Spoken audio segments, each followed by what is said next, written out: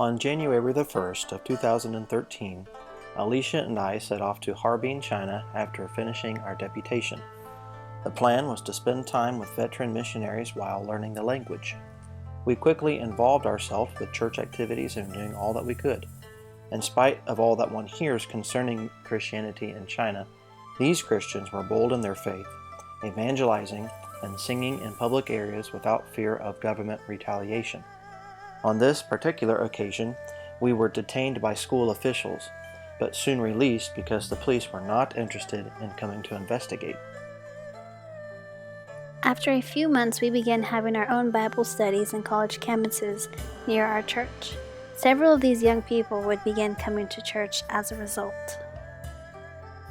Only after 16 months, however, on Easter of 2014, nearly 80 police officers would visit the 4 churches throughout the city. Each person in attendance were required to register their information to the police.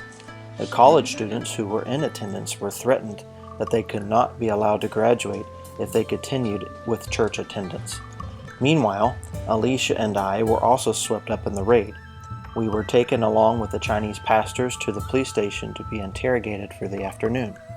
My pregnant wife was separated from me in different rooms used for criminal interrogation. We answered truthfully many questions concerning the gospel and all that the church preaches. When asked, I told the men that we came to China for the gospel, and we would continue meeting with Chinese believers. 10 days later, we were deported, and I was given a 5-year ban from entering China.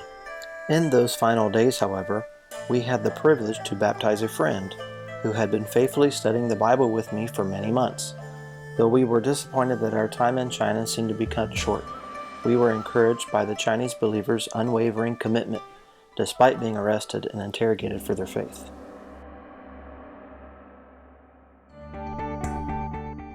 During the short intermission between China and Taiwan, our first son Ian was born.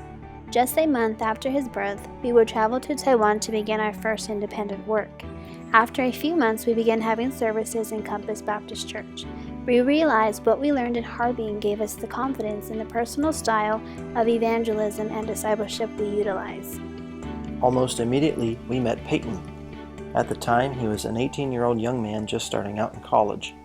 I invited him to Bible studies, and he began coming faithfully. In a few months, Peyton would leave college to train with us full-time. Peyton is the one who I gave the preaching responsibility while we're gone. Alongside him are Austin and Josh. I met Austin early on at a soccer activity. He joined Peyton in Bible study, and after 9 months, we baptized him as our church's first convert. Austin invited Josh, a 16-year-old young man who was also baptized after 6 months of discipleship. Through them, our church attendance is beginning to grow as they invite their friends and families. These 3 young men represent countless hours spent together in daily discipleship. It is not uncommon for them to be with John more than 10 hours a day.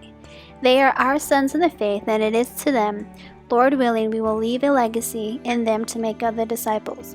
Their fervor in witnessing to their family and friends is a testimony to the transforming power of the gospel in their lives, and gives us great hope for their future. 就是我们社会是一模一样，我们会有吵架，我们会杀人，我们会有偷东西，就是因为我们得罪神。但是亚当他会为什么孤独呢？不是因为罪恶，因为他像神一样。所以这个就是说，我们为什么需要朋友？因为我们像神，我们是按着神的形象来造的。那这个是这个问题的第一个答案。第二个答案是我们需要朋友，是因为我们需要神。我们需要朋友，是因为我们需要神。那耶稣他就是神，他跟我们说在第9节，我爱你们，正如父爱我一样，你们要常在我里面。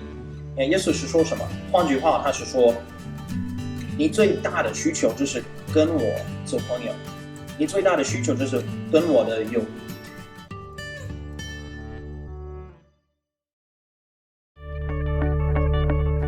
Our immediate plans, Lord willing, is to begin again this January with parents and children.